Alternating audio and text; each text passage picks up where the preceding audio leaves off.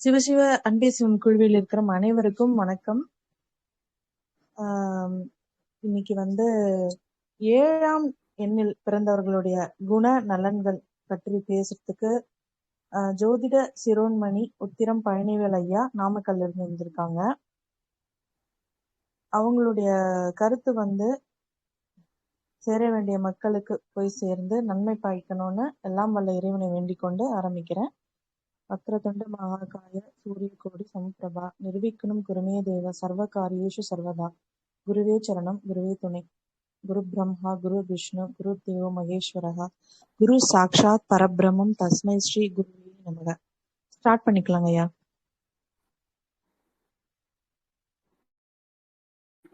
நன்றிம்மா. இன்று கேதுவை பற்றி 7ஆம் எண்ணுடைய ஆதிக்கத்தை பற்றி பேச இருக்கின்ற தலைப்பு. வழக்கம் போல் நம்முடைய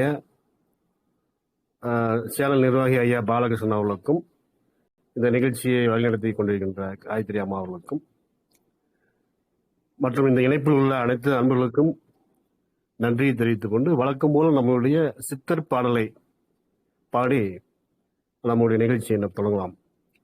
காப்பான கருவூரார் போகநாதர் கருணையுள்ள அகத்தீசர் சட்டைநாதர் மூப்பான கொங்கணரும் பிரம்மசித்தர் முக்கியமாய் மச்சமுனி நந்தித்தேவர் கோப்பான கோரக்கர் பதஞ்சலியார் கூர்மையுள்ள இடைக்காரர் சண்டிகேசர் வாப்பான வாதத்திற்கு ஆதியான வாசமுனி கமலமுனி காப்புதானே. ஓம் சுக்லாம் பதரம் விஷ்ணும் சசிவர்ணம் சதுர்பூஜம் பிரசன்ன பதனம் தாயே சர்வ விக்னோப சாந்தையே. அப்போ கேது அப்படின்னா 7ஆம் எண். இப்ப 7, 16, 25 இந்த தேதிகளில் பிறந்தவர்கள் 7ஆம் எண் ஆதிக்கத்தில் பெயர் அமைய பெற்றவர்கள் கேதுவின் ஆதிக்கத்தில் பிறந்தவர்களாக கொள்ளலாம். வாரத்தில் நாட்கள் 7, மகரிஷிகள் 7, சப்த கன்னிமார் 7, சப்த ஸ்பரங்கள் 7, சமுத்திரங்கள் 7, லோகங்கள் 7 என்பதிலிருந்து இந்த 7ஆம் எண் எந்த அளவுக்கு ஒரு சிறப்பு வாய்ந்த எண்ணாக நமக்கு இருக்கிறது என்று அறியலாம். ஒருவருடைய ஜாதகத்தில் கேது திசை ஆளுமை செய்வது 7 ஆண்டுகள். இந்த 7 ஆண்டுகளில் ஞான மார்க்கத்தை காட்டிவிட்டு சென்று விடுவார். கேது செவ்வாய் கிரகத்தை போல செயல்படுவார். இவர் மேசம், விருச்சிகம், கடகம், சிம்மம், தனுசு, மீனம் இந்த லக்னக்காரர்களுக்கு கேது திசையானது நன்மை தரும். கேதுவை மோட்சம், சந்நியாசம், சுய உணர்தல், ஞானம், அலைபாயும் இயல்பு, அமைதியின்மை, நாளமில்லா அமைப்பு இவற்றுக்கெல்லாம் பொறுப்பாகிறது கேதுதான். கேதுவின் செல்வாக்கில் வருபவர்கள் எல்லாம் பெரிய உயரங்களை ஆன்மீகத்தில் அடைய முடியும். கேது வலுத்தாலே அவர்கள் ஆன்மீகத்தில் சிறந்து விளங்க முடியும். இப்போ வழக்கம் போல கேதுவுடைய ஆதிக்கம் ஆட்சி, கற்பனை, குடும்பம், கலைகள் பற்றிய ஆதிக்கம், மத தத்துவம் இவற்றையெல்லாம் வழிநடத்தக்கூடியவர் கேதுதான். அப்போ பொதுவாக தோற்றம் 7ஆம் எண்ணில் பிறந்தவருடைய தோற்றம் எப்படி இருக்கும் என்பதை பற்றி சற்று விரிவாக பார்ப்போம். உயரமான சற்று அகலமான உடம்போடு இருப்பார்கள், சிவப்பாக இருப்பார்கள், புருவம் நன்றாக வளர்ந்திருக்கும், மூக்கு நீண்டு நுண்ணியில் கூறாக வளைந்திருக்கும். மூக்கை பார்த்தாவே கூர்மையா இருக்கும். இவங்களுடைய அறிவினுடைய பிரதிபலிப்பாக கூட அது இருக்கும். அகலமான நெற்றில், அதில் சரிவான சுமாரான பரப்போடு அமைந்திருக்கக்கூடிய நெற்றி, முகம் வட்டமாக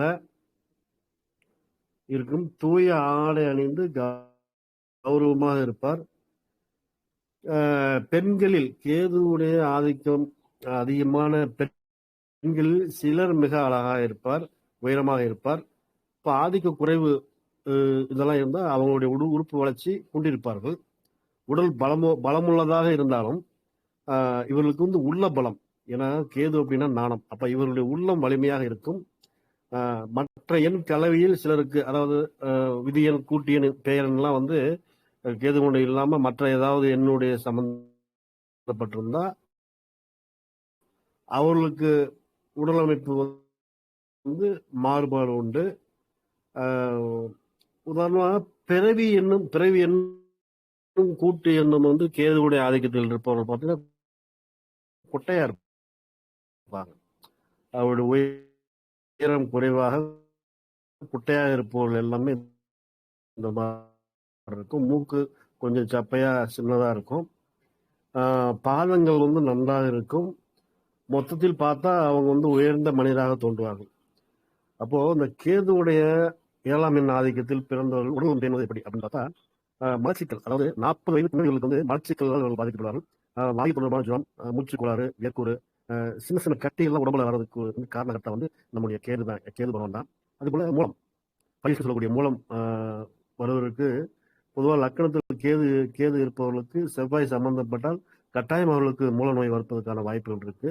அதுபோக தோல் மரத்தல், அந்த மரமரப்பு, யூரின் வழி கோளாறு, சிறுநீரக பாதிப்பு, அதே மாதிரி நீண்ட ஆயுள் இருந்தாலும் விஷப்பூச்சி, அதாவது கடித்தொல்லை, அப்போ ஏவல், சூன்யக்கேடு, தீக்காயம், அப்போ ஆசிட் கொட்டி அது மூலியமா ஏதாவது புண்ணு வர்றது, அடிக்கடி மனசு வந்து விரக்தி ஆகிறது, நடப்பதற்கு வந்து நல்லா சோம்ப மாட்டாங்க, நடப்பாங்க.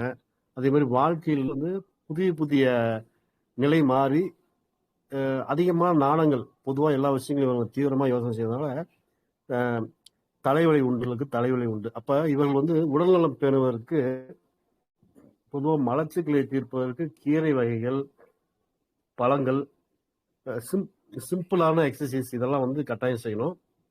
அதிகமான நீர் குடிக்கணும். அதே மாதிரி பூசணி, பரங்கி, நீர்ச்சத்து உள்ள காய்கள், பீர்க்கங்காய், வெள்ளரிக்காய், இவற்றை எல்லாம் இவர்கள் உண்ணணும்.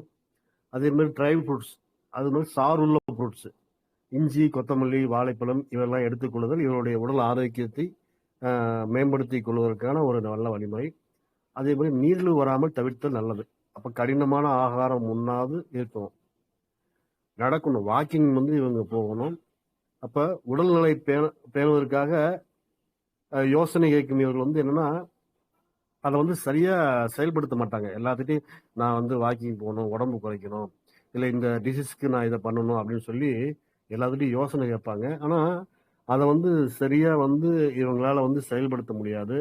அதே மாதிரி விளையாட்டு, தற்காப்பு கலை இதெல்லாம் வந்து இவங்க நிறைய பேர் கத்துக்குவாங்க. அதை கத்துக்கூடிய ஆர்வம் இருக்கும். உடலில் கோளாறு இல்லாமல் நீண்ட நாள் வாழக்கூடிய அமைப்பை பெற்றவர்கள் எல்லாமே இந்த கேதுவுடைய ஆதிக்கத்தை பிறந்தவர்கள் தான். அப்ப இவருடைய குணங்கள் எப்படி இருக்கும்? இப்போ 7ஆம் எண்ணில் பிறந்தவருடைய குணங்கள் எப்படி இருக்கும்? உண்மையா நடப்பார்கள். கேதுனாவே நாணம். அப்போ உண்மையா நடப்பார்கள். தன் துன்பங்களை வந்து பெரிதுபடுத்தி புலம்ப மாட்டாங்க. தன்னுடைய கஷ்டங்களை வந்து பெரிதுபடுத்தி புலம்ப மாட்டாங்க. அடுத்தவங்களை வந்து இவரால் தான் இந்த எனக்கு இந்த கஷ்டம் வந்துச்சு, இந்த துன்பம் வந்துச்சு அப்படின்னு சொல்லி காரணமும் சொல்லி கை காட்ட மாட்டாங்க. ஏன்னா கேது வந்து மோட்சக்காரகன், நாணக்காரகன். அதே மாதிரி எத்தகைய துன்பங்களையும் சகித்து கொள்ளக்கூடிய ஒரு மனோநிலையில் இவர்கள் இருப்பாங்க. பொதுமக்களுக்காக, பொது காரியங்களுக்காக இவர்கள் பாடுபடுவாங்க. வாரிசின்மை, குடும்பம் அமையாமை, அடக்குமுறையை எதிர்த்து போராடுதல் என்று ஏதாவது ஒரு துக்கம் இவரை பாதிக்காமல் இல்லாமல் இருக்காது. அப்ப சில பேருக்கு வந்து ஒரு 40, 45 இந்த மாதிரி வயசுக்கு மேல ஒரு தனிமை இவங்களுக்குள்ள வந்து ஏற்பட்டுரும். ஆர்ப்பாட்டமாக பழக மாட்டாங்க. நிதானமாக வார்த்தைகளை அளந்து பேசக்கூடியவர்கள். அதே மாதிரி மாறுபட்ட கருத்தா இருந்தா உரத்து பேசுவாங்க, மறுத்து பேசுவாங்க. உற்சாகமா இருக்கும்போது கொஞ்சம் அதிகமாகவும் மன விட்டு பேசுவாங்க. அதே மாதிரி நெருங்கிய நண்பர்கள் வந்து மிகச்சிலதான் இவங்களுக்கு இருப்பாங்க. அவங்கள்ட்டையும் வந்து பாத்தீங்கன்னா ரொம்ப ஈஸியா அவங்க வந்து ஒட்டிக்க மாட்டாங்க. அசாத்தியமான கோபம் வரும், சண்டை போட மாட்டாங்க. அப்படியே அமைதியா கோச்சிட்டு அமைதியா போயிடுவாங்க. தனிமையை வந்து அதிகமாக விரும்பக்கூடியவர்கள் இந்த 7ஆம் எண் ஆதிக்கக்காரர்கள். அதே மாதிரி உள்ளுக்குள் புழுங்கி, தனக்குள்ளேயே புழுங்கி புழுங்கி புழுங்கி புழுங்கி நொந்து கொள்ளக்கூடியவர்கள். அதாவது கேதுனாவே விரக்திங்க. பொதுவா லக்கணத்திலாம் கேது இருந்துட்டாருன்னா அந்த மனிதனுக்கு வந்து விரக்தி மனப்பான்மை அடிக்கடி, நேற்றுக்கு சிரிப்பாரு, இன்னைக்கு ஒரு மாதிரி புலம்புவார். அது மாதிரி அந்த விரக்தி மனப்பான்மையை உண்டு பண்ணக்கூடிய ஒரு முக்கிய பங்கு வகிப்பது இந்த கேது, இந்த 7ஆம் எண் தான். அதே மாதிரி அரசியலில் வந்து இவர்களுக்கு ஆர்வம், சினிமா ஆர்வமும் இருக்கும். அதனால இருந்தாலும் மத சார்பான உணர்வுகள் வந்து இவர்களுக்கு அதிகமாக இருக்கும். பலமான மனிதராக இருந்தாலும் எதிர்க்க தயங்க மாட்டாங்க. ஒரு பொது காரியங்கள் இதெல்லாம் ஈடுபடும் போது தன்னை விட வலிமையான ஆட்களாக இருந்தாலும் அவர்களுடைய பாதை செல்லுகின்ற பாதை தவறாக இருக்குது என்றால் அவர்களை எதிர்த்து போராடுவதற்கு இவர்கள் தயங்க மாட்டாங்க. அதே மாதிரி தன் கொள்கை பிடிப்புன்னு சொல்றோம் இல்லைங்களா, அது வந்து இவர்களுக்கு அதிகமாக்கிக் கொள்ளும் விரும்பு உண்டு. இல்லறம் பொதுவா இந்த கேது வந்து 7ஆம் இடம், 8ஆம் இடம், லக்கினம் 2ஆம் இடம் இதெல்லாம் இருந்தா இவர்களுக்கு இல்லற வாழ்வு என்பது இனிக்காது. அது வந்து ஒரு பெரிய ஒரு ஒட்டும் ஒட்டாமல் அந்த மாதிரி தான் இவங்க இருப்பாங்க. அப்போ என்னன்னா தாம்பத்திய சுகங்கள் வந்து இவங்க பெரிதா அனுபவிக்கக்கூடிய ஒரு சூழ்நிலை இல்லாம அப்படி இருந்தாலும் ஒரு குழந்தைகள் பிறந்து ஒரு குறிப்பிட்ட வயது வளர்ந்தவுடன் அந்த உடலுறவு தன்மையானது செக்ஸ் ஆனது அவங்க வந்து நிப்பாட்டிட்டு அவங்க மற்ற காரியங்கள்ல வந்து அவங்க வந்து கவனம் செலுத்த ஆரம்பிச்சிருவாங்க. அதுக்காகத்தான் என்னன்னா ஒரு ஜாதகங்களை ஆண் பெண் ஜாதகங்களை இணைக்கும் பொழுது லக்கணத்தில் கேது இருந்தால் 7இல் ராகுவோ அல்லது 2இல் கேது இருந்தால் 8இல் ராகுவோ உள்ள ஜாதகங்களை இணைக்கச் சொல்வதற்கான ஒரு காரணம் வந்து இதுதான்.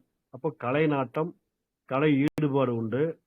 அப்போ வெளிநாடு வந்து சிறு வயதிலே சென்று வரக்கூடிய ஒரு யோகம் இவர்களுக்கு இருக்கும். அது அயல்நாட்டு வாசம் ஏற்று அங்கேயே தங்கிக்கூடிய ஒரு அமைப்பு இருக்கும். சினிமாவில் பணம் சம்பாதிப்பர்.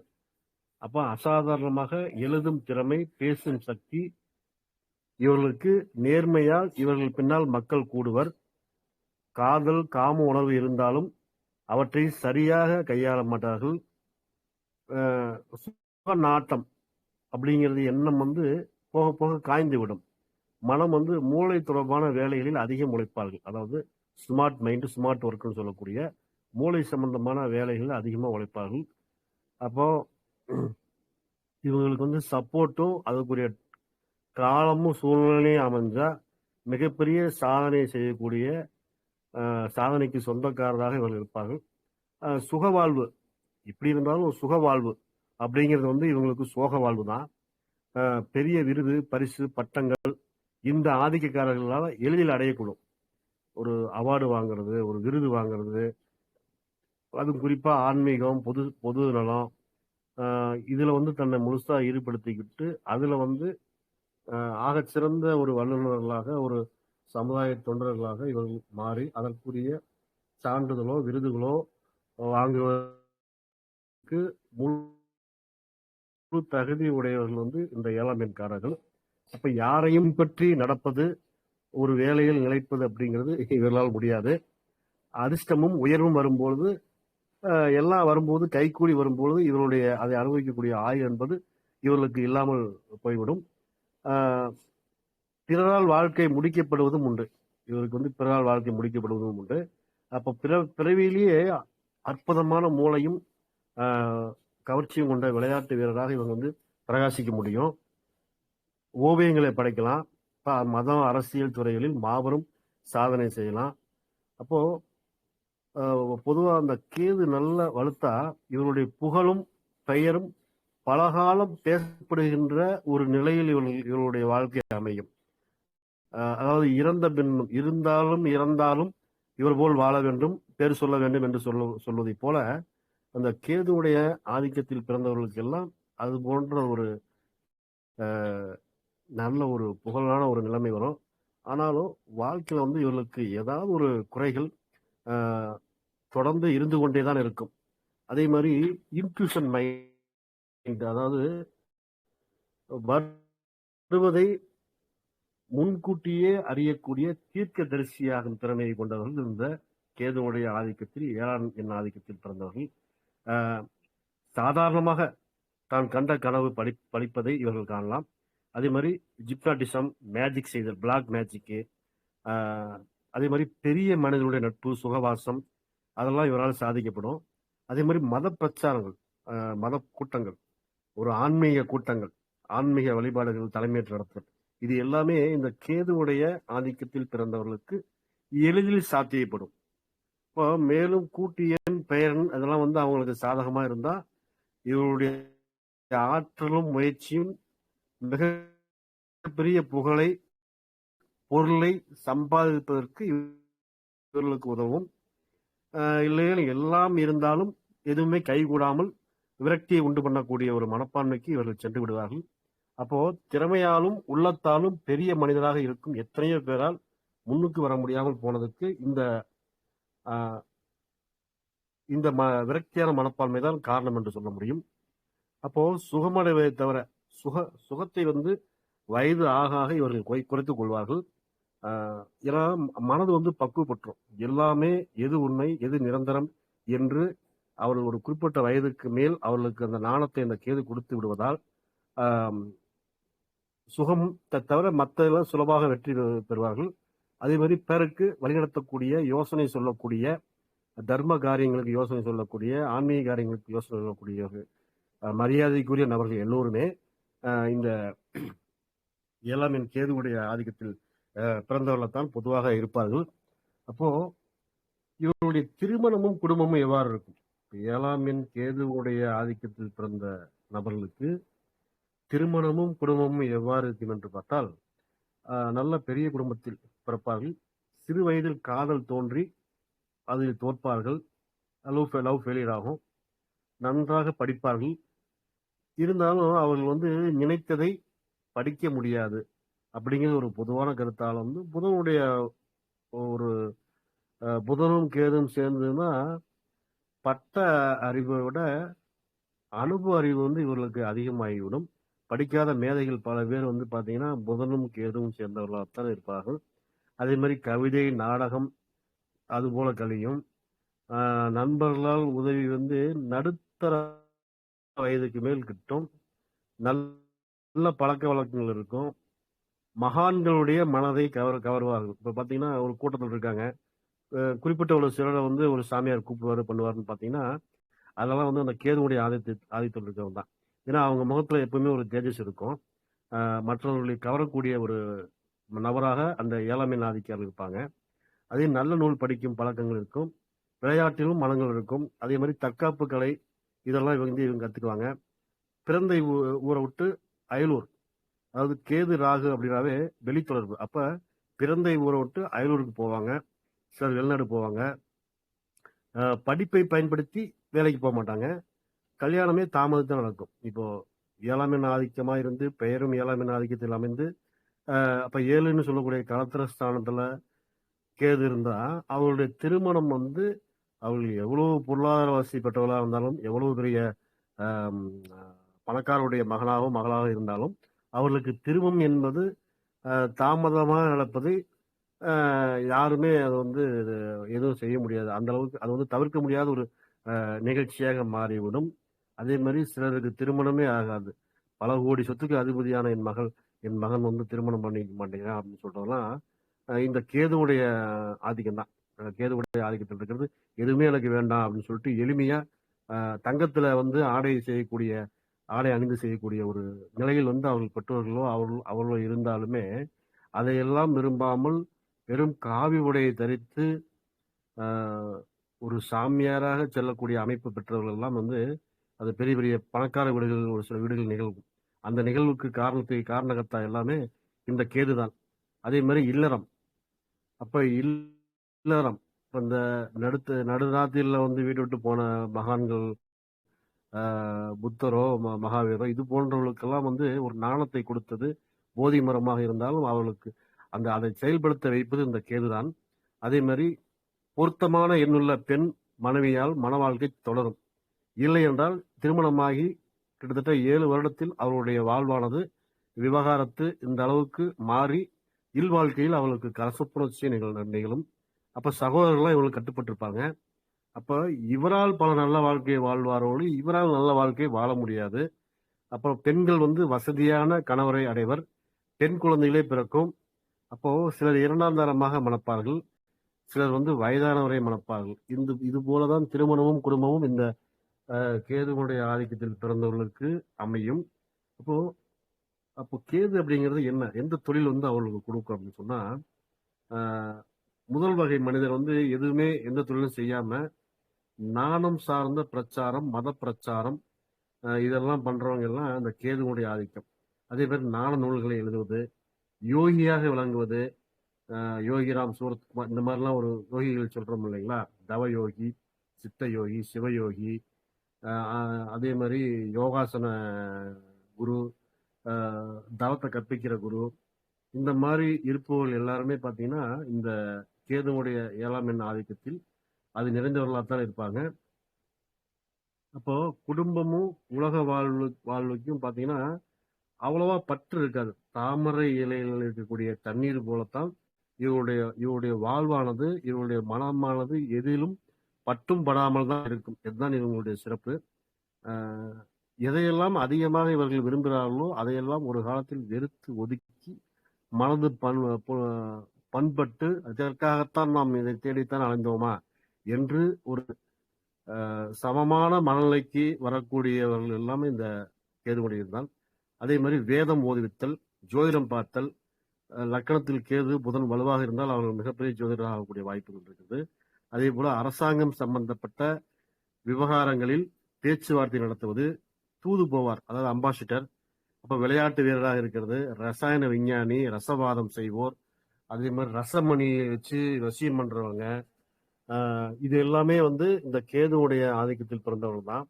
அதுவே ஒரு சிலர் மட்டமான கொலைகள் செய்வது, கொள்ளைகள் செய்வது, கடத்தல், புரட்சி செய்தல், தீவிரவாதியா இருக்கிறது, பிட்பாக்கெட் அடிக்கிறது, அதுக்கு போய் சிறை பறவையாகி, அதாவது சிறைங்கிறது அவங்களுக்கு சிறை பறவையாயிருவாங்க. போறது வர்றதுமா இருக்கும் அவங்களுடைய வாழ்க்கை. அந்த மாதிரி நம்ம திரைப்படங்கள்ல கூட காட்டுவாங்க. ஜெயில் எனக்கு என் வீடு மாதிரி, என் பிறந்த வீடு மாதிரினாங்க. அந்த மாதிரி அமைப்புக்கு கூட இந்த கேது 7ஆம் எண் தான் காரணம். அதே மாதிரி மீன் பிடிக்கிறது, முத்து குளிக்கிறது, பாம்பு தோல்ல ஏதாவது தொழில் செய்யறது, பாம்பை அது விஷத்தை இறக்கி பாம்பு சம்பந்தப்பட்ட ஏதாவது ஒரு பொருள் செய்யறது, அதே மாதிரி இந்த வித்தை காட்டுறது, புரோக்கர்கள், மீடியேட்டர்கள் எல்லாமே இந்த கேதுவுடைய ஆதிக்கத்தில் பிறந்தவர்கள்.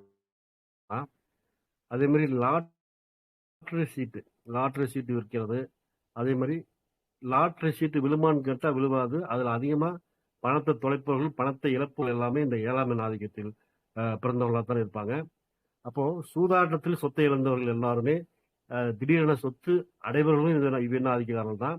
அதே மாதிரி கூலி ஆட்களாக இருப்பாங்க, மூட்டை தூக்கக்கூடிய கூலி ஆட்கள். இது போல கூலி ஆட்களாக இருக்கக்கூடியவரும் இந்த 7ஆம் எண் ஆதிக்கத்தில் கேதுவுடைய ஆதிக்கத்தில் பிறந்தவங்க தான். அப்போ எந்த தொழில் அவங்க செஞ்சாலும், அப்போ ஒரு திருடனா இருந்தாலும், ஒரு கொலகாரனா இருந்தாலும் அவன் சாமி கும்பிட்டு போய் கொள்ளடிப்பான். அப்போ கடவுள் நம்பிக்கை, தெய்வ நம்பிக்கை அப்படிங்கிறது இவர்களுக்கு இயல்புலயே இருக்கும். அப்போ கோயில் மத காரியங்களுக்கு நிறைய பணம் கொடுப்பாங்க. பாத்தீங்கன்னா தன்னுடைய திருடி சம்பாதிச்சாலும் ஒரு பகுதியை போய் சாமிக்கு உண்டியல்ல போடுவாங்க. இந்த மாதிரிலாம் சில சில நிகழ்வுகள் நடத்தி காட்டுவர்கள் எல்லாமே இந்த கேதுவுடைய ஆதிக்கத்தில் பிறந்தவங்க தான். தர்ம காரியங்கள் அதிகமா செய்வாங்க. அதே மாதிரி ஒரு இடத்துல நிலையா இருக்க மாட்டாங்க. இவருடைய கால் ஒரு இடத்துல நிற்காது, இடம் விட்டு இடம் மாறிக்கொண்டே இருப்பார்கள். இப்ப இவர்கள் சம்பாதிக்கும் பொருளை இவர்கள் அனுபவிப்பதை விட மற்றவர்கள் தான் அனுபவிப்பார்கள். பாத்தீங்கன்னா நிறைய பேர் பார்த்துருப்பீங்க, அவங்க தாத்தா, அவங்க முன்னோர்கள் சம்பாதிச்சதை அவங்க பேரை அனுபவிப்பான், அவர் அனுபவிக்க முடியாது.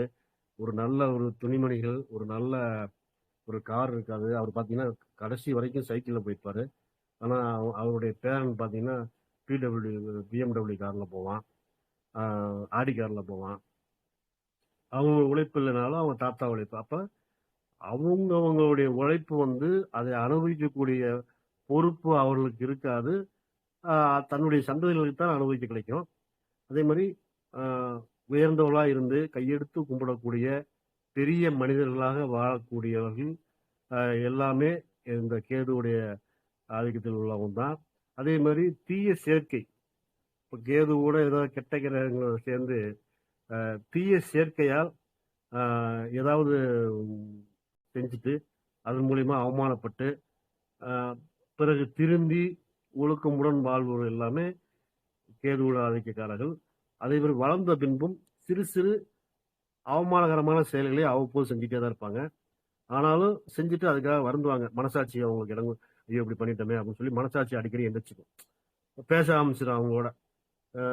திரைப்படத்தில் காட்டுற மாதிரி கண்ணாடி முன்னு என்ன நீ எவ்வளோ நல்லாவே இப்படி பண்ணிட்டியே அப்படின்னு சொல்லி அவங்க மனசாட்சி அவங்கள கேள்வி கேட்கும். அந்த மாதிரி உள்ளவங்களும் அந்த கேதுவுடைய ஆதிக்கக்காரங்க தான். அப்ப இவர்கள் வாழ்க்கையில் நான் ஏற்கனவே சொன்னது போல சுகம் குறைவு என்பதாலும் பிறர் மதிக்க வேண்டும் என்று எதிர்பார்ப்பவர்களாலும் எதிலும் ஒரு சேர்க்கையை உருவாக்கிக் கொள்வார்கள். அதாவது இயற்கையான அனுபவத்திற்கு ஒரு மாற்று வழியை கண்டுபிடித்துக் கொள்வார்கள். அப்ப இதன்படி தொழில் சரியாக நடக்கலைன்னா அதையும் மாத்திக்குவாங்க. அதே மாதிரி சினிமா, பத்திரிகை, அரசியல், ஸ்கிரீன் பிரிண்டிங்கு, இந்த மாதிரி இரட்டை தொழில் கேதுனாவே இந்த மாதிரி இரட்டை தொழில் வந்து இவங்க வந்து செய்வாங்க. அப்போ இந்த கேதுவுடைய ஆதிக்கத்தில் பிறந்தவர்களுக்கு ஏற்படும் பீடைகள் என்னன்னு பாத்தீங்கன்னா, அஜீரண கோளாறு, வயிற்று வலி, காசநோய், உடல் நடுக்கம், விசப்பீடை, தலைவலி, காய்ச்சல், கண்வலி, அமைப்புண்ணு, முதுமை நோய், அதே மாதிரி உடல் வலி, ஊமையா பிறக்கிறது, செவிடா பிறக்கிறது. கேது கெட்டுச்சுன்னா காது சம்பந்தப்பட்ட கோளாறு, செவிடாகக்கூடிய கோளாறுகள் வந்து அதிகமாக இருக்கும். அதே மாதிரி விதியன், கூட்டியன், பெயரன் இதனுடைய மற்ற கிரகங்களுடைய சேர்க்கையை பொறுத்து இவர்களுடைய வாழ்க்கையுடைய நிலைப்பாடுகள் எல்லாம் மாறும். அதே மாதிரி நாணம், மோட்சம், அதாவது 12ஆம் இடத்துல இந்த கேது ஒரு ஜாதகருக்கு போய் அமர்ந்து விட்டா என்ன ஆகும்னா அவருக்கு மறுபிறவி கிடையாது என்று பொதுவாக சொல்வார்கள். பொதுவாக 12இல் கேது இருந்தால் அவர்களுக்கு இந்த பிறவிதான் கடைசி பிறவி என்று சொல்லுவார்கள். அது எந்த அளவுக்கு உண்மை என்பது தெரியல. அப்போ பொதுவாக ஜாதகத்தை தெரிந்தவர்கள், ஜாதகம் பார்த்து பழகியவர்கள் எல்லோரும் அல்லது ஜாதகத்தில் 12ஆம் இடம் அயன, சயன, போகஸ்தானம் என்று மோட்சஸ்தானம் என்று சொல்லக்கூடிய 12ஆம் இடத்திலே கேது அமர்ந்தாலே அவர்களுக்கு இதுதான் கடைசி பிறவி என்று நாம் ஒரு குறிக்கோளாக முடிவு செய்து விடலாம். அப்போ அவர்கள் இந்த ஜென்மத்தில் என்னென்ன சுகபோகங்கள் இருக்கிறதோ அதையெல்லாம் முன்னாலே அனுபவித்துட்டு பின்னாலே நாணியாக பற்றற்று வாழக்கூடிய நிலையில் இருப்பவர்கள் எல்லாம் இந்த 12ஆம் இடத்து கேதுவில் அமரக்கூடியவர்கள் தான். அப்போ மோட்ச ஜாதகம் என்று கூட சொல்லலாம். அவர்களுடைய ஜாதகத்தை பார்த்தாலே அது வந்து ஒரு மோட்ச ஜாதகம் என்று கூட சொல்லலாம். மிகப்பெரிய ஆதீனங்கள், மடாதிபதிகள், அதே போல மத சொற்பொழிவாளர்கள், சொல்ல போனால் போப்பாண்டவர்கள். இப்போ கேது என்பது வந்து ஒரு கிறிஸ்துவ மதத்துக்கு சம்பந்தப்பட்ட ஒரு இதாகவும், ராகு என்பது ஒரு முஸ்லிம் மதத்துக்கு சம்பந்தப்பட்டதாகவும் இருப்பதால் கேதுவுடைய ஆதிக்கத்தில் பிறந்தவர்கள் நிறைய பேர் அந்த சர்ச்சில் ஃபாதரா இருக்கக்கூடியவர்கள். இவர்கள் எல்லாருமே அந்த கேதுவுடைய ஆதிக்கத்தில் பிறந்தவர்கள் தான். அதிகமாக இந்த 7ஆம் எண்காரர்கள் தான் இருப்பார்கள். அது நீங்கள் வந்து உங்களுக்கு தெரிந்த நபர்கள் இருந்தால் அவர்களை விசாரித்து கூட நீங்கள் தெரிந்து கொள்ளலாம். அப்போ இன்று நாம் இந்த 7ஆம் எண் என்பது அந்த கேதுவை பற்றி நம்ம பேசி கொண்டிருக்கிறோம். பொதுவாக சொல்வால் ராகுவை போல கொடுப்பவர் இல்லை, கேதுவை போல கெடுப்பார் இல்லை என்று சொல்வார். கெடுப்பார் என்றால் சுயநலத்தை கெடுப்பார், தீய எண்ணங்களை கெடுப்பார், நாணத்தை கொடுப்பார், அதாவது பற்று ஆசைகளை கெடுப்பார். அதுதான் கேதுவுடைய வேலை, அதுதான் கெடுப்பார் என்று சொல்வார்கள்.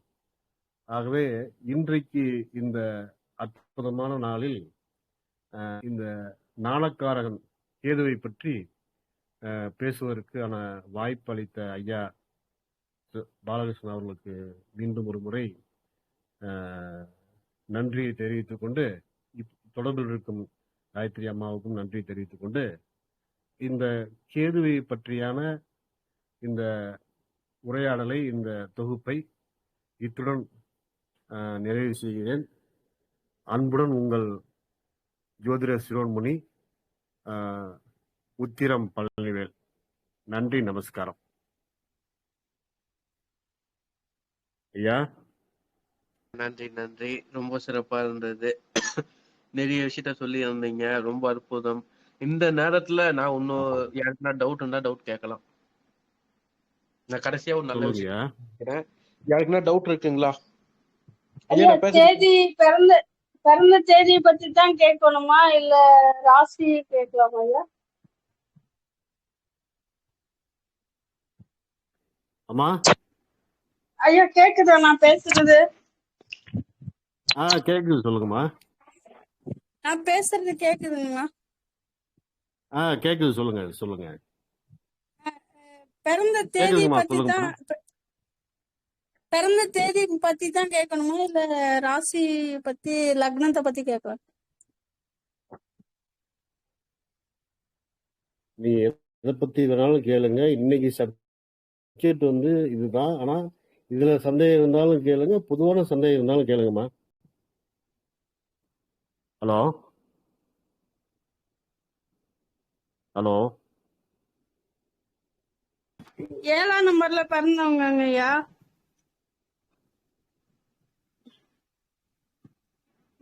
சரிங்கம்மா. அவங்க நிறைய நீங்க சொன்னது எல்லாமே கரெக்டா வந்துச்சு. நிறைய இழப்புகள் நிறைய இருக்கு. அது திரும்பி அவங்களுக்கு வர்றதுக்கான வாய்ப்பே சரிங்கம்மா. இல்லைங்களா ஐயா? அதாவது என்னன்னா எல்லாத்தையும் விட்டு கொடுத்தாம பழகணும் அவங்க. அதாவது 7ஆம் எண் அப்படின்னாவே அது வந்து ஒரு மோட்சத்தை தரக்கூடிய எண்ணு.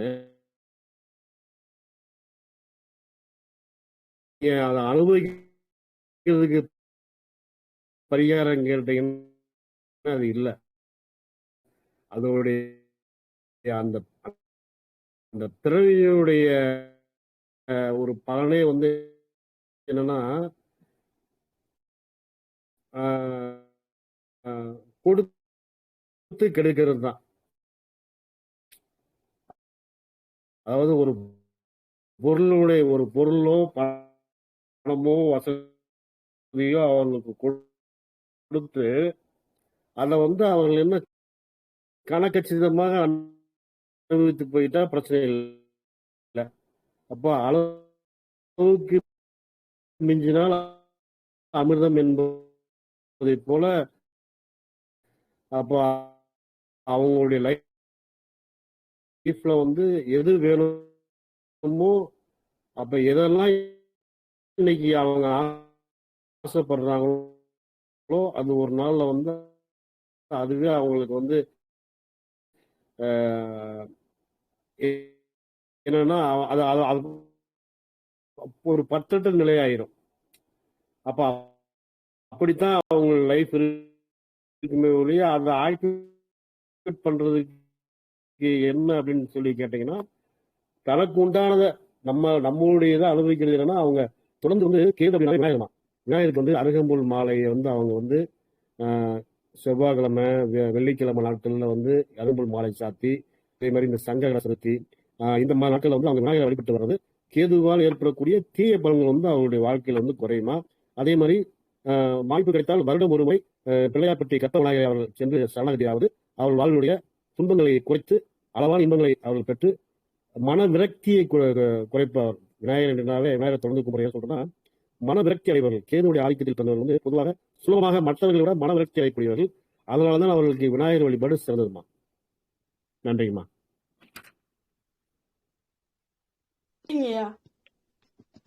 நன்றிங்கய்யா. ஐயா 7 அதிசயங்கள் எதுக்காக ஐயா வச்சிருக்காங்க? ஏதாவது இருக்குங்களா காரணம்? ஹலோ சொல்லுங்க சொல்லுங்க சொல்லுங்க ஐயா, கேளுங்க.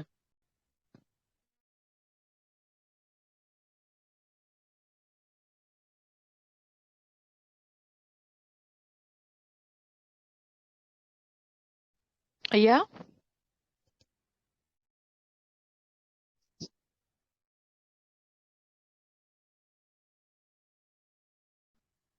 ஐயா அவருக்கு சிக்னல் இல்லன்னு நினைக்கிறேம்மா. ஓ ஓகே ஓகே, வெயிட் பண்ணலாமா ஐயா? இப்படி வெயிட் பண்ணி பார்க்கலாம் இருங்க.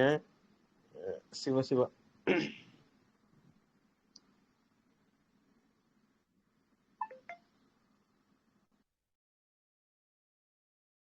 ஐயா இப்ப கேக்குதுங்களா? கேக்குதுங்க ஐயா, கேக்குது.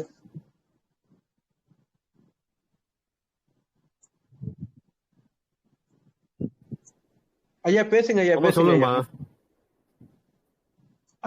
7 அதிசயம்க்கு ஏதாவது இருக்காங்களா? 7 ஏன் வச்சிருக்காங்க அதிசயங்கள்? அதுல ஒன்றும் 7 அதிசயங்கள்ல ஒன்றும் அதுல அதுக்கும் கேதுவுக்கும் அது அது இயல்பா அமைஞ்ச ஒரு விஷயம் தான் ஒழிய அதுக்கு அதாவது 8வது அதிசயமா எதுவும் அவங்க வந்து அதிசயமா அவங்க வரல. அதான் வாழ்க்கையில வரல. அதுதான் 7 அதிசயம் அப்படியே நிக்குது. ஓகேங்கய்யா, ஓகேங்கய்யா. ஹலோ, வேற யாருக்காவது சந்தேகம் இருந்தா கேளுங்க. கேட்கலாம். உங்களுடைய கருத்துக்கள் சொல்லலாம். சிவசிவ அன்பே ஐயா சிவம் வந்து ம் ஐயா ஐயா நான் ஒரு டேட்டா பர்த் சொல்றேன் ஒரு சிம்பிளா. ஆ ஐயா இப்போ 31 ம் 10 2000 வச்சுக்கோங்களேன் ஒரு எக்ஸாம்பிளுக்கு. இதுக்கு கூட்டு எண் பார்த்து எப்படி நீங்க எடுக்க முடியும்? 31 10னா 4 5 6 7 7 அப்ப 3 1 4ங்கய்யா. அப்போ அவங்களுக்கு விதி எண் வந்து 4, கூட்டு எண் வந்து 7ங்கய்யா. 7 7 வந்து 31 1 2000 அப்படின்னாவே 7. அப்ப அவர்களுக்கு என்னன்னா நீங்க ஐயா, சொல்ற ஒண்ணு மாதிரி இல்ல கேதுவுடைய 10 ஆதிக்கம் மட்டும் என்னங்கய்யா? 31 10 31 10 இல்ல 10 நாள் ஒண்ணு தானே, 0 நாட் ஒண்ணுதான் வேல்யூடு. ஒண்ணுதான். பட் 3 1 4 4 1 5 அப்ப 2க்கு அப்புறம் 0 தானே. அப்ப 5 2 7 தானே. ஆமா 5 2 7 தான். ஆமா ஆமா. அப்ப அவங்களுக்கு என்னன்னா 4ங்கிறது ராகு, 7ங்கிறது கேது. அப்ப பாத்தீங்களா அவங்க பாம்புடைய பிடிக்குள்ள தான் இருப்பாங்க. பாம்பு மாதிரி அவங்களுடைய லைஃப், அவங்களுடைய உடலமைப்பு எல்லாமே. அப்ப பாம்புடைய அப்ப அந்த கிரகண டைம்லாம் பாத்தீங்கன்னா அவங்களுக்கு பவர்ஃபுல்லா இருப்பாங்கய்யா. நீங்க உங்களுக்கு தெரிந்த நபர்கள் இருந்தாங்கன்னா பாருங்க, அந்த கேதுவுடைய கிரகணமா இருந்தாலும் ராகுடைய கிரகணமா இருந்தாலும் அந்த டைம்லாம் இவங்களுடைய சக்தி வந்து அபரிதமா இருக்கும். இயல்புலேயே வந்து இவங்களுக்கு அதிகமாக இருக்கும். அதே மாதிரி பிரம்மாண்டமும் இருக்கும். அதாவது அந்த இடத்துடைய தன்மையை வந்து சுருக்கக்கூடிய தன்மையும் இருக்கும். பற்று இருக்கும், பற்றற்ற தன்மையும் இருக்கும். இப்ப இரண்டுமே வந்து ஒரு நிழல் கிரகம், சாயா கிரகம் அப்ப அதனுடைய இதில் இருக்கனால இப்ப இரண்டு விதமான கேரக்டர் வந்து இவளுக்கு இருக்கும். ராகு கேதுடைய ஆதிக்கத்தில் இவர்களுடைய லைஃப் வந்து இவர்களுக்கு இருக்கும். அப்போ அவருடைய சுய ஜாதகத்திலேயே வந்து ராகு கேதுக்கு வந்து வலிமையா இருந்ததுன்னா மேசம், ரிஷபம், மீனம், கன்னி இந்த மாதிரி இடங்கள்ல ராகு கேது இருந்ததுன்னா இவருடைய லைஃப் வந்து ரொம்ப வந்து சிறப்பா இருக்கும். ராகுவோ கேதுவோ வலிமையா இருந்தா இவங்களுடைய லைஃப் வந்து ரொம்ப சிறப்பா இருக்கும். அதே மாதிரி 9ஆம் இடம் இந்த மாதிரி இடத்துலலாம் வந்து கேது வந்து இவங்களுக்கு அமையுது அப்படின்னா இவருடைய இலக்கு, இவருடைய பயணம் இதெல்லாமே வந்து ஆன்மீகத்தை நோக்கி இருக்கும். அப்ப எந்த இடத்துல இருக்கக்கூடிய கேது வந்து அந்த இடத்த சார்ந்த விஷயங்கள்ல அவங்கள வந்து பிரபலப்படுத்துவாரு. அதே மாதிரி அந்த ஆன்மீக சார்ந்த விஷயத்துல ஒரு நிலையில வந்து அவங்க மிகப்பெரிய ஆர்வலா இருந்தாலும் அடுத்த நிலையில வந்து இதுல இருந்து நம்ம என்ன சாதிக்க போறோம் அப்படிங்கிற ஒரு விரக்தி மனப்பான்மையும் கடைசியா அவங்களுக்கு வரக்கூடிய அளவுக்கு அவங்களுடைய வாழ்க்கையுடைய சம்பவங்கள் வந்து நடந்து கொண்டிருக்குங்க. ஐயா கண்டிப்பா கண்டிப்பா. எதுக்கு நான் இந்த விஷயத்த சுத்தி நான் கூட்டு எண் 7 ஆக்சுவலா என்று கூட்டு எண் 7 போது வந்து இப்போ வந்து நான் நம்பரை மாத்தி சொன்னேன். ஆக்சுவலா நம்பரை மாத்தி சொல்லும் போது வந்து சொல்றது எல்லாமே வந்து கரெக்ட் தான். ஆக்சுவலா டேட்டா பர்த் நான் ஃபுல்லாவே மாத்தி சொல்லும் போது வந்து ஒரு சில விஷயத்துல வந்து உண்மைதான் அது. ஆக்சுவலா ஆமா ஆமா கூட்டு எண் 7 போது வந்து அம்மன் வழிபாடு அதிகம், நாக வழிபாடு இந்த மாதிரி வழிபாடு எல்லாம் அதிகம். நீங்க சொல்றது எல்லாமே உண்மைதான். எதனாலன்னா நான் டேட்டா பர்த் நம்ம இது பண்ணி சொல்லும் போது சரி கூட்டு எண் 7 நம்மளுக்கு தெரியும், நம்ம ட்விஸ்ட் பண்ணி கேட்போம் அப்படின்னு நான் கேட்டேன். பட் இருந்தாலும் வந்து அது உண்மைதான். ஆக்சுவலி வந்து இந்த நாகதோஷம், இந்த சதுர்த்தி நாள், இந்த பௌர்ணமி, அமாவாசை, ஒரு சில நாள், அதே மாதிரி வந்து இந்த கிரகண நாட்கள், இந்த மாதிரி நாட்கள்லாம் கொஞ்சம் ஒரே இதுவா இருக்கும். அதே அந்த சதுர்த்தி நாள், இந்த நாகால் சதுர்த்தி இந்த மாதிரி டைம்லாம் வயிறு ஃபுல்லா இருக்க மாதிரி மதக்க இருக்கிற மாதிரி இருக்கும். சாப்பாடே சாப்பிட முடியாது. கண்டிப்பா கண்டிப்பா கண்டிப்பா. ஏன்னா அஹ் ரெண்டுமே ராகு கேதுவுடைய பிடிப்பில் செம்பாம்பு கரும்பாம்பு என்று சொல்லக்கூடிய ராகு கேதுவுடைய பிடியில் இருக்கிறதுனால அது அப்படிப்பட்ட இயல்பு வந்து இயல்பாவே நம்முடைய உடம்புக்கு இருக்குங்கய்யா. அதே உம் மாதிரி இந்த அமாவாசை பௌர்ணமி அன்னைக்கெல்லாம் பார்த்தீங்கன்னா கடல் சீற்றம் இதெல்லாம் வர்றதுக்கு காரணம் வந்து அந்த பவர் தான், அந்த பவர். அதே மாதிரி இப்ப 7 அப்படிங்கிறது வந்து சப்த கன்னி. அப்ப நீங்க என்ன பண்ணா சப்த கன்னி மாற கூட அது பெண் தெய்வம் சாமுண்டீஸ்வரி, வராகி, கௌமாரி, இந்த மாதிரி சப்த கன்னிகள் 7 பேர்த்தையும் நீங்க கும்பிட்டாலும் அது உங்களுக்கு ரொம்ப, அதுவும் பௌர்ணமி நாள்ல வந்து கும்பிடுறது வந்து ஆஹ், ரொம்ப ஒரு சிறப்பான ஒரு அம்சத்தை உங்களுக்கு வாழ்க்கையில கொடுக்குங்க. ஐயா, நான் இந்த நேரத்துல அந்த சப்த உணர் சப்தகன்னின்னு சொன்னீங்க, அந்த வைப்ரேஷன் சொன்னீங்க பாத்தீங்களா, ஆமா. உணர முடியும் சாமி. ஆனா ஆமாங்க. நம்ம படுத்து கண்டிப்பா தூங்குறோம்னு கண்டிப்பா வச்சுக்கோங்களேன், அந்த கலை அந்த அந்த விசேஷம் நல்லா இருக்கும்போது வைப்ரேஷன் தெரியும். அந்த அலை போட மாதிரியே கண்டிப்பா நமக்கு கண்டிப்பா. தெரியும் வைப்ரேஷன் உடம்புல. ஆமா ஆமா ஆமா. உணர்ந்திருக்கேன். அந்த மாதிரி உணரும் போது வந்து நிறைய விஷயம், நான் இந்த அம்மன் வழிபாட்டுல நிறைய இருக்கேன் அப்படின்னும் போது வந்து ஒரு சில விஷயங்கள் நமக்கு தெரியும். ஆனா நீங்க சொல்றது எல்லாமே உண்மை. கண்டிப்பா. ஆனா ஓப்பன் டாக்கா இருக்கு. அதனாலதான் ஆமா கேட்டேன். ஆமா. சரி, நீங்க என்ன சொல்ல வரீங்க, இந்த கூட்டு எண் 7 போது என்னோட எண்ணும் கூட்டு எண் 7. அப்படி கூட்டி ம் பார்க்கும்போது வந்து எல்லாமே கரெக்டா தான் இருக்கு. நீங்க சொல்றது 100க்கு 100 உண்மை. ம். ம், சரிங்க சரிங்க. ம். ஆனா வேற சொல்லுங்கய்யா. ஆனா இந்த ராகு கேது இருக்கும்போது நம்ம ஒரு அமைப்பு ரீதியா ஒரு, நான் கேட்டோம்ல காலையில, நம்ம ஒரு ட்ரஸ்ட் ஆமாங்க ஆரம்பிக்க போறோம் அப்படின்னு சொல்லி கேட்டோம்ல, ஆமாங்க ஆமாங்க. அது எப்படி பண்ணலாம்? அதாங்க அது வந்து நம்மளுடைய சுய ஜாதகத்தை ஒப்பிட்டு தான் அதோடைய தசா புத்திகள் எப்படி இருக்கு, அதெல்லாம் பார்த்து தான் முடிவு பண்ண முடியும். நம்ம மேலோட்டமா வந்து இது இங்க இருந்தா எப்படி இருக்கும், அது அங்க இருந்தா எப்படி இருக்கும் அப்படின்னு நம்ம வந்து விவாதிக்கிறதை விட முழுசா பார்க்கணும். அதாவது ஒருத்தருக்கு வந்து ஒரு தர்மஸ்தாபனம், ஒரு பொது தொண்டு நிறுவனம், ஒரு ட்ரஸ்ட், இதெல்லாம் வந்து ஆரம்பிக்கிறதுக்கு வந்து 9, 10 இடங்கள், அதாவது தர்ம கர்மாதிபதி அப்படிங்கிற இடங்கள் வந்து வலுவா இருக்கணும். ஆஹ் அதுல வந்து அவங்க சக்சஸ் பண்ண முடியும் அப்படின்னா அதுக்கு வந்து அந்த கேது வந்து கெடாம இருக்கணும். அதே மாதிரி இப்போ 9ஆம் இடத்துல எந்த கெட்ட கிரகங்களும் இல்லாமல் 9ஆம் இடம் வந்து ரொம்ப ஒரு சுபத்துவமான ஒரு நிலையில் இருக்கணுங்க. இதெல்லாம் அதுக்கு அதுக்கு போக 5ஆம் இடம், 5ஆம் இடத்திலும் வந்து ஆஹ், ஆஹ், பொதுவான ஒரு பாவ கிரகங்கள் வந்து 5ஆம் இடத்தோடு வந்து சம்பந்தப்படாமல் இருக்கணும். ஏன்னா நம்ம 9க்கு வந்து நமக்கு பாகிஸ்தானமே வந்து 5 தான். அப்போ இது இருந்தா தான் அதை அனுபவிக்க முடியும். அப்போ இது ரெண்டுக்கும் காரணமான 1ஆம் இடம். அப்போ 1, 5, 9 திரிகோணம்னு சொல்லி அவங்க வந்து சொல்றது காரணம் வந்து இதுதான். அப்ப மற்ற ஜாதகத்துல மற்ற இடங்கள் வந்து பாதிச்சாலும் இந்த 1, 5, 9 சொல்லக்கூடிய திரிகோணம் வந்து வலுவா இருந்ததுன்னா அவங்க எல்லா விதமான வெற்றிகளையும் பெற்று அவர்கள் என்ன நினைக்கிறார்களோ அதன்படி அவர்கள் வாழ கற்றுக்கொள்வார்கள், வாழ பழகிக் கொள்வார்கள், வாழ்வில் உயர்ந்த நிலையை அடைந்து விடுவார்கள். அதுதான் விதி மதி கதி என்று சொல்வார்கள் ஜாதகத்துல. ஐயா. கண்டிப்பா கண்டிப்பா கண்டிப்பா 100க்கு 100 உண்மை ஆக்சுவலா. ஆமா ஆமா. சூப்பரா சொன்னீங்க ஐயா. ஐயா, விதி எண் 1 கூட்டு எண் வந்து 8 இருக்கு. அவங்களுக்கு சொல்ல முடியுமா ஐயா? கண்டிப்பா சொல்லலாமா. விதி எண் 1 அப்படின்னா அப்போ வந்து சூரியன்மா 1 அப்படிங்கிறது சூரியன். அப்போ 8 அப்படிங்கிறது வந்து சனி. அப்போ சூரியனுடைய மகன் சனி. இரண்டுமே வெவ்வேறு குணங்கள் கொண்ட ஒரு கிரகங்கள்.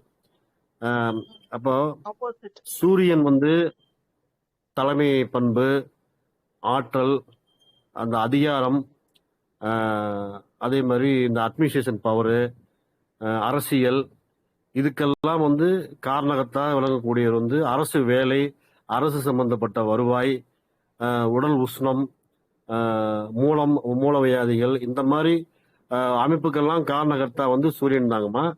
அதே சனி பகவான் அப்படிங்கிறது வந்து 8க்குரியவர், 8ஆம் நம்பர் அப்படிங்கிறது வந்து அவர் என்னன்னா நேர்மை, நீதி பேசுறது, நேர்மை பேசுறது, அதே மாதிரி எளிமையா இருக்கிறது, சோம்பேறித்தனம், அதே மாதிரி சுத்தம் இல்லாமல் இருக்கிறது, இதுக்கெல்லாம் அசுத்தம், இதுக்கெல்லாம் காரணம் வந்து அந்த சனி பகவான் தான். அது போக வந்து அது மூதாதையருடைய பாவங்கள், மூதாதையருடைய கர்மா, இதெல்லாம் சுமக்கிறதும் வந்து இந்த சனி பகவான் மூலியமா தான் ஒருத்தருக்கு வந்து அந்த கர்மா ஏற்படும். அப்ப இது ரெண்டுமே ஒருத்தருடைய ஜாதகத்துல இருக்கிறது அப்படிங்கிறது வந்து அவங்களுக்கு வந்து பாத்தீங்கன்னா ராஜா வேஷத்துக்கும் பொருந்துவாங்க, பிச்சைக்கார வேஷத்துக்கும் பொருந்துவாங்க. இதுதான் 1, 8 அப்படி. 1னா சூரியன் ராஜா, 8ங்கிறது வந்து சனி விஷ்ணு பகவானு.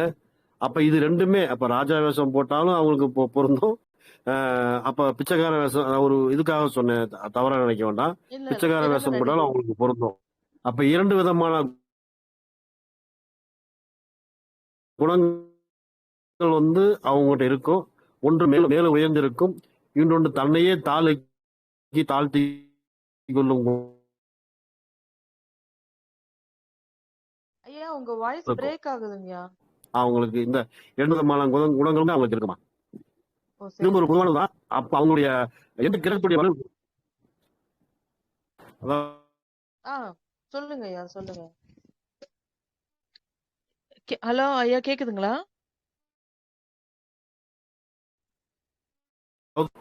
ஹலோ ஆ கேக்குதுங்களாம்மா? இப்ப கேக்குதுங்க ஐயா, இப்ப கேக்குது. அதாம்மா, அது 2 விதமான குணங்களும் இருக்கும். ராஜா வேஷம் போடுவாரு, பிச்சைக்கார வேஷம் போடுவார் அவரு. அந்த மாதிரி ஒரு நபராக அவர் இருப்பார். ஏன்னா சூரியனுக்கு ஆப்போசிட் எதிரான குணம் கொண்டவர் சனி பகவான். அதனால ம் வந்து 2 விதமான இது இருக்கும். சூரியன் வந்து கர்வத்துக்கு சொந்தக்காரரு, சனி ம் பகவான் வந்து எளிமைக்கு சொந்தக்காரரு. அப்போ ம் கர்வமும் இருக்கும், எளிமையும் இருக்கும்.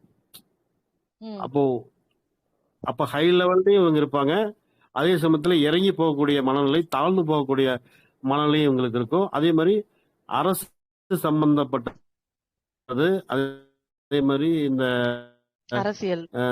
தாழ்நிலையில் உள்ளவர்களுக்கு, கீழ்நிலையில் உள்ளவர்கள், இந்த சுகாதாரத்தில் இருக்கிறவர்கள், அந்த மாதிரி இதில் இருக்கிறவங்க, இது அரசியல் வந்து அரசு 1ஆம் நம்பர் அப்படிங்கிறது வந்து பாத்தீங்கன்னா சூரியன் அப்படிங்கிறது அரசியல் சம்பந்தப்பட்டது, அரசு சம்பந்தப்பட்டது, ஒரு தலைமை தாங்கக்கூடிய ஒரு குணம் அப்படிங்கிறது சூரியன் தான். அப்போ அவங்க ஜாதகத்துல வந்து சூரியன் வலுவா இருந்ததுன்னா, அப்ப சனி வலி குறைந்ததுன்னா சூரியனுடைய பண்புகள் தான் அவங்களுக்கு அதிகமா இருக்கும். ம் அப்ப சனி பகவானுடைய ஆதிக்கம் ரெண்டுமே கலந்திருந்தாலும், சனி பகவான் வலு குறைஞ்சிச்சுன்னா அவருடைய குணம் வந்து சனி பகவானுடைய தாக்கம் வந்து அங்க இருக்காது. சூரியன் தான் அங்க பவர்ஃபுல்லா இருப்பாருன்னு வச்சுங்களேன். ம் சூரியன் வந்து ஜாதகத்துல உச்சமா இருக்காரு ம் அப்படின்னா, அப்ப அங்க சனி பகவானுடைய ஆஹ், தன்மையானது அங்க வந்து முடக்கப்படும். இவருடைய கைதான் ஓங்கி இருக்கும். அப்ப ஈகோவும் இருக்கும். இப்ப இந்த 1ஆம் எண் ஆதிக்கக்காரர்கள் வந்து ம் பொதுவா வந்து ஈகோ இருக்கும், தான் அப்படிங்கிற அந்த எண்ணங்கள் அவங்களுக்கு பொதுவாக இருக்கும். ம் பொதுவாக என் மனசு தங்கம், போட்டின்னு வந்து விட்டா சிங்கங்கிற மாதிரி எல்லாத்துலயும் நான் தான் முன்னாடி வரணும் அப்படிங்கிற ஒரு அந்த ஆளுமை தன்மை வந்து இயல்பாவே இந்த சூரியனுடைய ஆதிக்கத்தில் 1ஆம் நம்பர் ஆதிக்கத்தில் பிறந்தவர்களுக்கு இருக்குமா. ம் ம் ம் அதே மாதிரி எளிமையா இருக்கக்கூடியவர்கள், அந்த சனி பகவானுடைய கூட்டு எண்ணங்கள் இருக்கிறதுனால எளிமையா இருக்கக்கூடியவர்கள், சிம்பிளா இருக்கக்கூடியவர்கள். அப்ப புது துணிக்கு ஆசைப்படுவாங்க, பழைய துணியா இருந்தாலும் அதை தைச்சு போட்டுக்குவாங்க. அப்ப இருவேறு குணங்களுக்கு சொந்தக்காரர்களாக இவர்கள் இருப்பார்கள்மா. ம் ம் ம் ரொம்ப அருமையா ஆமா, சொன்னீங்க ஐயா, கரெக்டா சொன்னீங்க ஐயா. இது செட் ஆகுற ஆமா. நம்பருங்க ஐயா. இப்போ இந்த 1ல பிறந்தவங்க 8ல கூட்டணி இருக்கிறவங்களுக்கு பொருந்துற நம்பர் என்னவா இருக்குங்கய்யா? இப்ப ஒட்டு வேண்டாம். இப்போ வந்து சனி பகவானுக்கு நண்பர்கள்னு பார்த்தா புதனும் சுக்கிரனுமா. ஓ சரிங்களா? ஓ அப்போ அப்ப புதனுக்குரிய எண் வந்து 5, 5 சுக்கிரனுக்குரிய எண் வந்து 6. 6 அதே மாதிரி சூரியனுக்கு வந்து உங்களுக்கு பகை. எதிரின்னு பார்த்தோம்னா சனி பகவான் தான். அப்ப 1க்கு 8 பகை தான். அப்ப 1க்கு 8 பகை தான். அப்ப சரி, யார் அவருக்கு நட்புன்னு பாத்தீங்கன்னா குருவும் நட்பு, அதாவது 3ஆம் எண்ணும் நட்பு.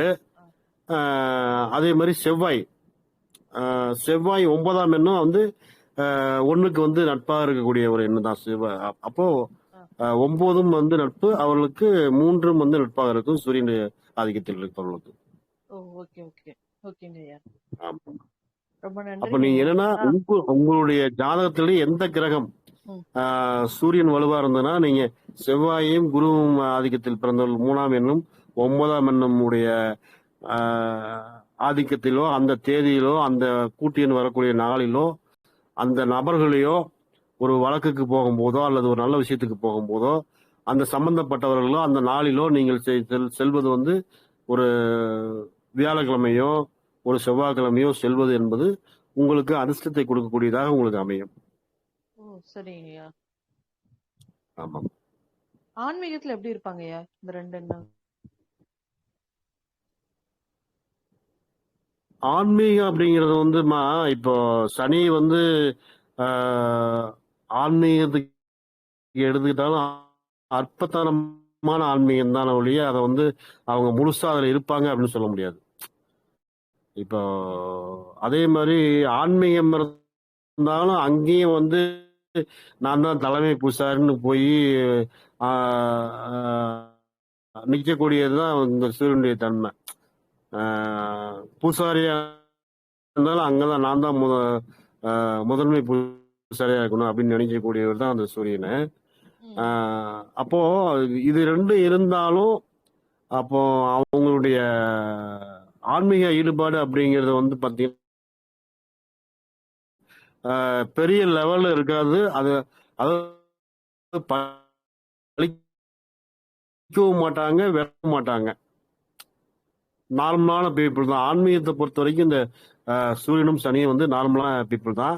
ஆனா அவங்களுடைய சுயஜாதத்துல சனியும் கேதுவும் சேர்ந்திருந்தால், குருவும் கேதுவும் சேர்ந்திருந்தால் இவங்களுக்கு வந்து ஆன்மீகம் வலுவடையுமா. என்னதான் எண்கள் வந்து எண்களோ பெயர்களோ வந்து 1லயோ 8லயோ இருந்தாலும் அவங்களுடைய சுயஜாதகத்துல குருவும் கேதுவும் சனியும் கேதுவும் குரு கேது குரு சனி சேர்க்கையோ அல்லது கேது சனி சேர்க்கையோ இருந்தா அவங்களுக்கு வந்து ஆன்மீகத்துல அவங்க வந்து ரொம்ப பலமா இருப்பாங்க. கீழே இருக்கக்கூடிய லெவல் வந்து அவங்க வந்து ரொம்ப பவர்ஃபுல்லா இருப்பாங்க. ஹலோ, ஆமா சொல்லுங்கம்மா. கேக்குது. ஓகேங்கய்யா. கேக்குதுங்கய்யா. சரிங்கம்மா. ஓகே, வேற யாருக்காவது டவுட் இருக்குங்களா? ரொம்ப அருமையா சொன்னீங்க ஐயா, ரொம்ப நன்றிங்கய்யா. நம்ம ஆமாங்க. இப்போ இவங்க நம்ம பழனிவேல் ஐயா இருக்காங்க, டவுட் ஏதாவது இருந்தா கேட்கலாம்.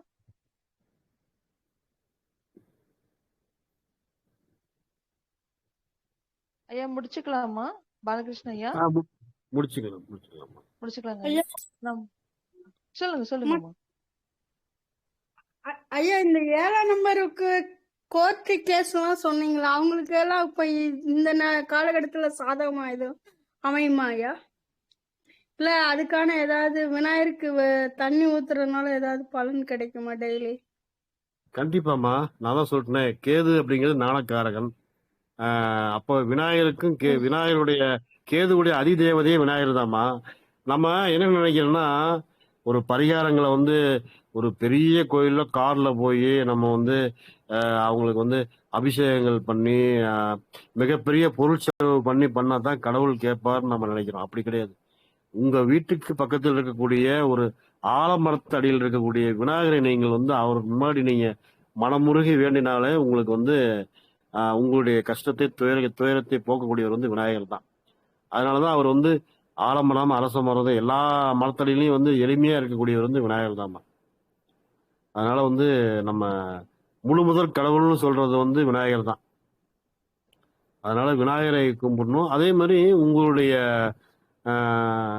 ஜாதகத்துல வந்து கேது வந்து இப்போ உங்களுக்கு ஒரு கோர்ட் கேஸ் நடக்குது, இது நடக்குதுன்னா கேது திசையோ கேது திசை கேது புத்தி நடந்துட்டு இருக்குன்னா அது முடிஞ்சாதான் உங்களுக்கு சக்சஸ் ஆகும். நீங்க என்னதான் வழிபாடுகள் பண்ணினாலும் கேது திசை கேது புத்தியில ஒரு கோர்ட்டு கேஸோ அல்லது பிரச்சனைகளோ விவகாரங்களோ இருந்தா அந்த திசை கேதுக்கு சுய புத்தி சுய திசை என்னைக்கும் பெருசா வேலை செய்யாது.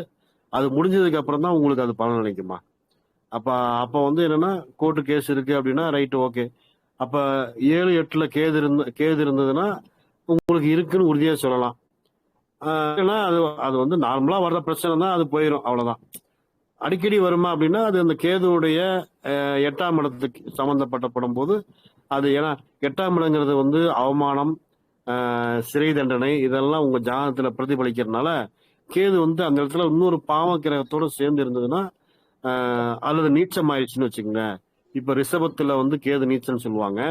அந்த இடத்துல அது வந்து உங்களுக்கு 8ஆம் இடமா இருந்தா கண்டிப்பா பாதிப்புகள் அதிகமா தான் இருக்கும். கண்டிப்பா அதுக்கு நீங்கள் தொடர்ந்து வந்து இந்த சங்கரகட சதுர்த்தி அந்த மாதிரி இது பண்றது, விநாயகரை ஆலமரத்தடி விநாயகர், அரச மரத்தடி விநாயகர், வன்னி மரத்தடி விநாயகர், இந்த மாதிரி விநாயகரை வந்து நீங்க கும்பிடுறது இது வந்து உங்களுக்கு சிறப்பு தரும். அதே மாதிரி இடம்புரி விநாயகர், வலம்புரி விநாயகர், எல்லா விநாயகரையும் நீங்க கும்பிடுறது வந்து பஞ்சமுக விநாயகர், அந்த மாதிரி ஒவ்வொரு விநாயகரையும் கும்பிடுறது, வகை வகையான விநாயகரை கும்பிடுறது வந்து உங்களுக்கு வந்து ஏன்னா கேதுவுக்கு அதிதேவதே விநாயகர் தான். அதனால வந்து நீங்க விநாயகர் வழிபாடு வந்து உங்களுக்கு அது சிறந்த ஒரு பலனா அமையுமா. நன்றிம்மா. இப்ப நான் வீட்டுல வந்து கல்லு பிள்ளையார் வச்சிருக்கேங்க வீட்டுக்குள்ளேயே. ஏன்னா டெய்லி போய் நம்ம கோயில்ல போய் தண்ணி ஊத்த முடியாதுன்னு சொல்லிட்டு இது ஒரு 10 ஆண்டுகளாவே வீட்டுக்குள்ளேயே கல்லு பிள்ளையார் வச்சு தண்ணி ஊத்திட்டு இருக்கேன் டெய்லி காலையில. ரெண்டாவது வந்து சாமி பூஜை அறையில வந்து ஐம்பொன் விநாயகர் ஒண்ணு வச்சிருக்கிறேன். அது வந்து எப்பயாவது ஒரு டைம் எனக்கு முடியும் போது அபிஷேகம் பண்ணுவேன். ஆனா இந்த கல்லு பிள்ளையாருக்கு வந்து டெய்லி மஞ்சள் கலந்த நீர் ஊத்தி ஒரு பூவு, நாங்க வீட்டுல செடியில பூக்குற ஏதோ ஒரு பூவு இல்லாட்டி ஏதோ ஒரு நாள் அருகம்புல் வச்சு டெய்லி நான் காலையில 5 to 6 மணிக்குள்ள ஊத்திடுவேன். அது ஒண்ணும் தப்பு வராது இல்லைங்க? அதுல தப்பு இல்லம்மா. உங்களுக்கு வந்து என்னன்னா இல்லைன்னா நீங்க இப்ப இதெல்லாம் பண்ணி உங்களுக்கு வந்து அந்த வழக்குகள் இருந்து தீர்வு கிடைச்சதுங்களாமா? வழக்கு இப்பதாங்க போட்டிருக்கோம். 2002 தான் போட்டிருக்காங்க. 2002ங்களா? ஆமா 2022 சாரிங்க. ஓ 2022. ஆமா அது வந்து என்னன்னா சொல்லுங்கம்மா. ஜீவனம்சத்துக்காகத்தான் அவங்க வந்து டைவர்ஸ் கேக்குறாங்க, நாங்க வந்து ஜீவனம்சம் கேக்குறோம். ஓ சரி சரி சரிம்மா. வேற கேஸ் எல்லாம் கிடையாதுங்க. இல்ல உங்களுக்கு இப்ப என்ன ராசி, என்ன இது அது கன்னி தெரியுங்களாமா? ராசி, அஸ்த நட்சத்திரம், மிதுன லக்னங்கய்யா. அப்போ என்னன்னா இப்ப உங்களுக்கு கேது சாதகமான சூழ்நிலை இல்லம்மா. சரிங்களா? இப்போ வந்து இப்போ ராசிக்குள்ளேயே கேது உட்கார்ந்துருக்காரு. உங்களுடைய ராசிக்குள்ள கோச்சார பிரகாரம் வந்து உங்களுடைய ராசின்னு சொல்லக்கூடிய உடல் சார்ந்த விஷயத்திலேயே உட்கார்ந்துருக்காரு. அப்ப என்ன ஆகுன்னா உங்களுக்கு வந்து சூனியம் வச்ச மாதிரி இப்ப நீங்க இருப்பீங்க. உங்களுடைய வாழ்க்கை இப்ப தற்காலம் வந்து இப்ப என்னோட பேசிட்டு இருக்க நேரத்துல உங்களுடைய வாழ்க்கை வந்து யாரோ நமக்கு நல்லா தான் இருந்தோம், நம்ம வாழ்க்கை இப்படி சூன்யமா ஆயிடுச்சேன்னு வருந்த அளவுக்கு உங்களுடைய வாழ்க்கை வந்து இப்ப அதாவது தற்கால சூழ்நிலை இருக்கும். இப்ப இது வந்து 1-5க்கு அப்புறம் கண்டிப்பா ஒரு மாறுதல் கிடைக்குமா? உங்களுக்கு சாதகமாக கூடிய வரக்கூடிய முடிவுகள் கண்டிப்பா வரும். நீங்க தொடர்ந்து வந்து விநாயகரை வழிபடுங்க. வெள்ளருக்கு விநாயகர் கிடைச்சாருன்னா அவரையும் வச்சு வழிபடுங்கம்மா. உங்களுக்கு அது சிறப்பா இருக்குமா. ஒரு முறை வந்து உங்களுக்கு நேரம் கிடைச்சுன்னா பிள்ளையார்பட்டி கற்ப விநாயகரை போய் கும்பிட்டு வாங்கம்மா. நீங்க எந்த பகுதி? என்னம்மா? முந்தா நாள் தான் போயிட்டு வந்தேங்க. பரவாயில்ல, அப்ப தேவையில்லை. அப்ப நீங்க போயிட்டு வந்துட்டீங்கன்னா தேவையில்லை. உங்க வீட்டுக்கு அருகாமையில் இருக்கக்கூடிய விநாயகரை அவரை நீங்க கும்பிடலாம், ஒன்றும் தப்பு கிடையாதுங்க. ஏதாவது தண்ணி ஊத்தியோ அல்லது தோப்பு கரணம் போட்டு இந்த மாதிரி ஏதாவது இந்த எருக்கம் பூ இருக்கு பாத்தீங்களா? நீங்க பெருசாலாம் மாலைகள்லாம் வாங்கி போட தேவையில்லை. எருக்கம் பூவுல மாலை செஞ்சு போடுங்க. உங்களுடைய அந்த ஜீவனாசம் வந்து நீங்க என்ன எதிர்பார்க்குறீங்களோ அது உங்களுக்கு சாதகமாக வருகிற குரு பயிற்சிக்கு அப்புறம் கண்டிப்பா உங்களுக்கு நடப்பதற்கான வாய்ப்புகள் இருக்குமா. நன்றிம்மா. நன்றிம்மா. உங்க கேள்விக்கான விடை கிடைச்சதாம்மா? உங்களுக்கு சாட்டிஸ்ஃபைடா இருக்குங்களா? கிடைச்சதுங்க. இந்த ஒரே ஒரு சின்ன கொஸ்டின். இப்ப நான் ஆல்ரெடி வெள்ளை எருக்குல வீட்டுல விநாயகர் வச்சிருக்கேன், அதுக்கும் தண்ணி ஊத்தலாமாயா இல்ல சும்மா நம்ம நீங்க சாமி ரூம்ல வச்சிருங்க, சந்தன குங்குமங்கள் வச்சு வழிபடுங்க. அதே மாதிரி உங்களுக்கு வந்து கண்டிஸ்டிகள் கொஞ்சம் அதிகமா இருக்கும். ஏன்னா ஒரு கேதுவுடைய பாதிப்பு இருக்கிறவங்களுக்கு வந்து சாதாரணமாவே வந்து அவங்களுக்கு வந்து நீங்க ஒரு தொழில் பண்ணாலும், அரசு உத்தியோகம் பார்த்தாலும் சரி, தனியார் நிறுவனத்தில் உத்தியோகம் பார்த்தாலும் சரி, உங்களுக்கான கண்டிஸ்டிகள், உங்களை பத்தி மேலதிகாரிகள் உங்களுக்கு வத்தி வைக்கிறவங்க, எட்டப்ப வேலை பார்க்கறவங்க, அந்த கேதுவுடைய பாதிப்பு இருந்தாலும் இது இயல்பாவே வந்துருமா. அதுக்காகவே இந்த விநாயகர் வழிபாடு வந்து அதுவும் உங்களுக்கு கை கொடுக்கும். அதே மாதிரி நீங்க அடிக்கடி என்ன பண்ணணும்னா அந்த கையளவு கல்லுப்பு எடுத்து நீங்க காலையில குளிக்கும் போது அந்த உப்பை வந்து அந்த தண்ணீர்ல போட்டு குளிக்கிறதும் உங்களுக்கு வந்து இந்த கைகால் அசதி வர்றது, உடம்பு வலி வர்றது, அல்லது இந்த கண்டிஷ்டியால் வரக்கூடிய வலிகள் எல்லாமே அது வந்து உங்களுக்கு போயிடும். அதே மாதிரி இன்னொருடைய சிறப்பு என்னன்னு கேட்டீங்கன்னா, இந்த வெள்ளிக்கிழமை செவ்வாய்க்கிழமைகள்ல மஞ்சளும் பச்சை குங்குமம் பச்சை தண்ணி தெளிச்சு வீடு ஃபுல்லா நீங்க இது பண்றது வந்து உங்களுக்கு வந்து ஒரு தோஷ நிவர்த்தி கொடுக்கும். ஒரு நெகட்டிவ் எனர்ஜியை குறைச்சு பாசிட்டிவ் எனர்ஜியை வந்து உங்களுக்குள்ள ஏற்படுத்துமா. இதை நீங்க வந்து கட்டாயம் செஞ்சு பாருங்க. பச்சை கற்பூரம் சொல்ல பச்சை கற்பூரம் சரிங்க சரிங்க. நாங்க சாதாரண கற்பூரம் இல்லம்மா, பச்சை கற்பூரம். நம்ம அந்த கேசரிக்கெல்லாம் போடுவாங்க, அது தனியாவே கிடைக்கும். அந்த பூஜை பொருட்கள் இருக்கிற இடத்துல தனியாவே பச்சை கற்பூரம் அப்படிங்கிறது கிடைக்கும். அதை வந்து நீங்க கலந்து நீங்க வீட்டுல தெளிக்கிறது வந்து எல்லா வகையிலையும் வந்து உங்களுக்கு தோஷத்தை பொறுக்கக்கூடிய ஒரு அமைப்பா அது வந்து அமையன்னு வச்சுக்கங்களேன். நன்றிங்க நன்றிங்க. இதுவும் செஞ்சு போகல அப்படின்னா நீங்க என்ன பண்ணணும்னா, சொந்த வீடா இருந்தாலும் வாடகை வீடா இருந்தாலும் வீட்டு கதவுல வந்து இல்ல கண்ணீர் கண்டிஷ்டி எங்களை வீட்டுல அதிகமா இருக்கு, யாராவது வந்து பாக்குறாங்க, என் வீட்டையே பாக்குறாங்க, என்ன வந்து தூத்துறாங்க, அப்படி இவ அப்படி இருக்கிறா, இவ வந்து பாரு இப்படி வீட்டுக்காரர் மேலே கேஸ் போட்டா அப்படின்னு சொல்லி உங்களை யாராவது தூத்துற மாதிரி இது பண்ற மாதிரி இருந்தா அந்த பாதிப்பு உங்களுக்கு குறையறதுக்கு நீங்க என்ன பண்ணணும்னா, சஷ்டிக் முத்திரை தெரியுங்களாமா? அந்த சஷ்டிக் முத்திரையில அது ஒரு வேலாயுதம் சூலாயுதம் வரைஞ்சு அதுக்கு தினமும் மஞ்சள் குங்குமம் வந்து வச்சுட்டு வர்றதும் உங்களுக்கு அந்த கண்டிஷ்டியும் இதையும் வந்து கண்டிப்பா போக்குமா. இதெல்லாம் வந்து அடுத்தடுத்த ஆப்ஷன் தான். கதவுலயே நீங்க வரையலாம், கதவுலயே வந்து வரையலாம். ஒரு மஞ்சள் பாக்குற மாதிரியே வச்சு அதுக்கு தினமும் மஞ்சள் குங்குமம் வச்சு வழிபட்டு வர்றது இன்னமும் சிறப்பு. சரிங்க. மஞ்சள்லயே சொஸ்திக்கு போட்டு வேலும் சூலமும் வரையணுங்களா? ஆமா ஆமா ஆமா சரிங்க சரிங்க. ஆமா. அதாவது மூணுமே தனித்தனியா இருக்கணும், ஒரே இதுல வரையக்கூடாது. சஷ்டிக் முத்திரை ஒரு பக்கமும் சூளம் ஒரு பக்கம் வேல் ஒரு பக்கம், இந்த மாதிரி மூணுக்கும் வச்சு அதுக்கு மஞ்சள் குங்குமம் வச்சு வழிபட்டு வர்றது இது ஒரு சிறந்த. அதாவது கெட்ட எண்ணங்களோடு நெகட்டிவ் வைப்ரேஷனோடு உங்களை சார்ந்தோ உங்கள் வீட்டுக்கோ அல்லது எதிராளிகள் வந்து ஒரு நோக்கத்தோடு உங்கள் வீட்டுக்கு யாராவது அனுப்பிச்சிருந்தா கூட அந்த முயற்சிகளோ அந்த எண்ணங்களோ நிறைவேறாமல் போவதற்கான வாய்ப்புகள் வந்து அங்கேயே அந்த வாசல் படியோடு தடைபட்டு விடும். ஐயா, இப்போ ரெட்டை கதவு போட்ட இதுல நம்ம எப்படி வரையறது? ஒரே இதுல தானே வரைய முடியும். ஒரு சைடு போடலாம் தப்பே இல்லம்மா, ஒரு சைடு போடலாம் தப்பே இல்லை. ஆனா மூணுமே ஒரே சதுரத்துக்குள்ளேயே தனித்தனியா வரையலாம் இல்லைங்களா? வரையலாம் தப்பு கிடையாது. நன்றிங்க நன்றிங்க நன்றிங்கம்மா. ரொம்ப நன்றிங்க. நன்றிங்கம்மா. முடிச்சுக்கலாங்களா ஐயா? முடிச்சுக்கலாம். ஓகேங்க ஐயா. சொல்லுங்க ஐயா. நன்றிங்கம்மா. நன்றிங்கய்யா. பல அரிய தகவல்கள், ரொம்ப பயன்பெற தகவல்கள் சொன்னீங்கய்யா. அதுவும் இந்த 1-8 காம்பினேஷன் நீங்க சொன்னது ரொம்பவே அற்புதமா இருந்தது, கரெக்டா இருந்தது. ரொம்ப நன்றிங்கய்யா. மக்கள் சேவையில வந்து நீங்களும் வந்து பங்கேற்கிறீங்கன்னு நினைக்கிறது ரொம்ப மகிழ்ச்சியா இருக்கு. நம்ம குழு நிர்வாகி வந்து பாலகிருஷ்ண ஐயாக்கு வந்து மனமாற நன்றி சொல்றேன். இந்த மாதிரி சிறந்த கெஸ்ட் ஸ்பீக்கர் கூட்டிட்டு வந்து நிறைய பேருக்கு உதவி செய்யணுன்ற நல்ல எண்ணத்தோட அவரு ட்ரஸ்ட் ஆரம்பிச்சிருக்காரு. அடுத்தடுத்த நிலைக்கு போயிட்டு இருக்காரு. மனிதர்களா பிறந்தவங்க வந்து மத்த மனிதர்களுக்கு உதவணும் அப்படிங்கிற ஒரு எண்ணம் வந்து இந்த காலகட்டத்துல ரொம்ப குறைஞ்சுக்கிட்டே போகுது.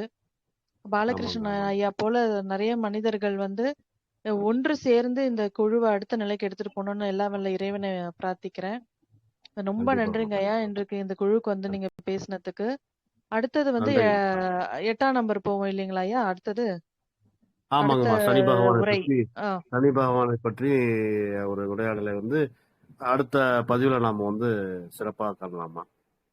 கண்டிப்பாங்க ஐயா, கண்டிப்பாங்க. நன்றி. இறைவனுக்கு நன்றி, பிரபஞ்சத்துக்கு நன்றி, இந்த வாய்ப்பு கொடுத்த அனைவருக்கும் நன்றி. நான் முடிச்சுக்கலாம் ஐயா. நான் ரெக்கார்டிங் ஸ்டாப் பண்ணிடுறேன். நன்றி. திருச்சிற்றம்பலம்மா. ஐயாவுக்கும்